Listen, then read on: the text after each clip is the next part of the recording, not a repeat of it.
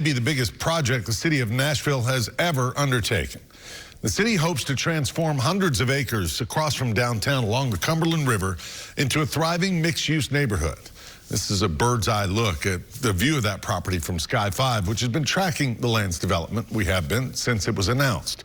Tonight, investigative reporter Ben Hall begins a series of reports that we're calling Eye on the East Bank. And Ben, the big questions here, what's the city planning? And then, of course, the timeline. When's it all going to happen? Well, that's right. Thanks, Rory. Part of the project has started. Work on the Titans' new stadium is well underway. But other projects have yet to break ground, and we've discovered the timeline for those keeps changing. Go back in time to 1997, and the land right across from downtown was owned by a barge company. This is when the company launched one of its last barges into the Cumberland River. It was because Metro bought the East Bank land to build the Titans Stadium. People came to watch the final launch. I'm just trying to capture Nashville as things change, before the changes and as the changes are occurring, which are almost daily now. Things have kept changing. What was a barge dock back in 1997 is now a park. The grassy hill is where they used to launch barges into the river. Now construction on the second Titans Stadium is well underway. It will be a focal point of the new East Bank development right across from downtown on some of the most valuable land Nashville has ever had. It's going to take a while for us to build out the East Bank to be everything that it will be. Bob Mendez is Nashville's chief development officer, tasked with overseeing the transformation of 500 acres on the East Bank. The vision includes a wide-open East Bank Boulevard, condos, parks, and a corporate headquarters. When do you expect those pictures to be a reality? 10 to 15 years to be able to get multiple high-rise buildings planned, designed, built, out of the ground, finished, should be a 10 to 15-year time horizon. It all starts with the areas highlighted in red on this map. For perspective, the Cumberland River is at the bottom. You see the parcels on both sides of the stadium and down toward the river. Those 30 acres are owned by Metro and will be developed first. Area G, to the right of the stadium, will be the very first, with a hotel and affordable housing building. Are there delays? I wouldn't say there's delays. It's important for people to understand the East Bank is huge. While Mendez insists there have not been delays, the start date for the first two buildings keeps getting pushed back.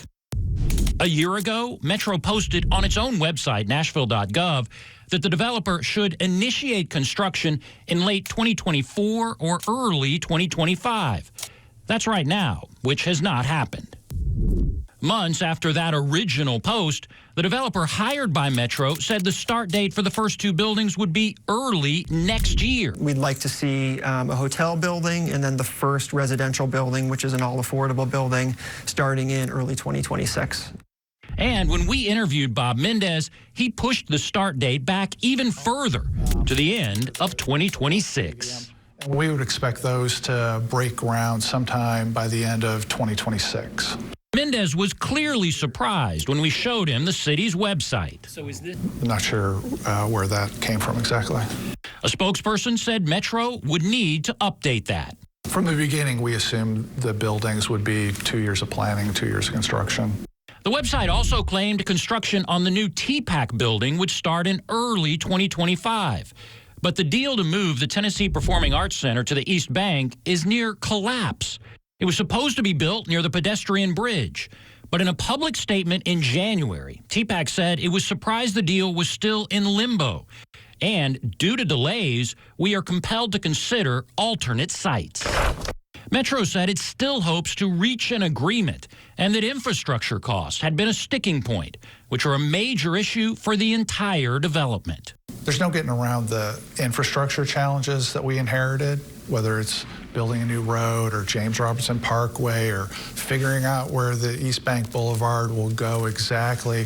Those are thorny, difficult, complex problems where we trust the process, but we don't have exact timelines on those yet.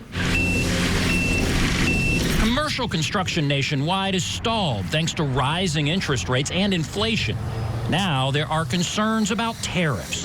And now we're entering an era of tariffs, maybe. I don't know. Depends on the day or the week.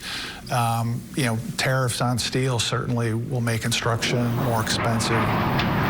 There's a lot that goes into transforming an industrial area into a state-of-the-art neighborhood.